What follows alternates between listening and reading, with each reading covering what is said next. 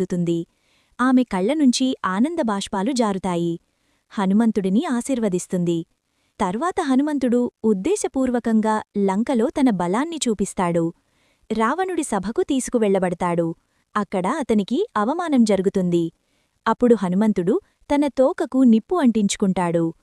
మండుతున్న తోకతో లంకా నగరంలోని భవనాలను ఒక్కొక్కటిగా దహనం చేస్తాడు.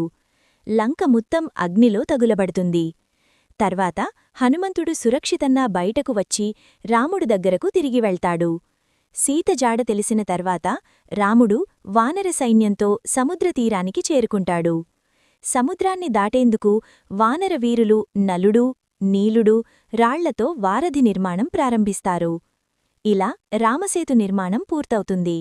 రాముడు, లక్ష్మణుడు, సుగ్రీవుడు, హనుమంతుడు మరియు లక్షలాది వానరులు ఆ రాతి వారధిపై నడుచుకుంటూ సముద్రాన్ని దాటి లంక ముఖద్వారానికి చేరుకుంటారు. ఇది ఒక అద్భుతమైన దృశ్యం.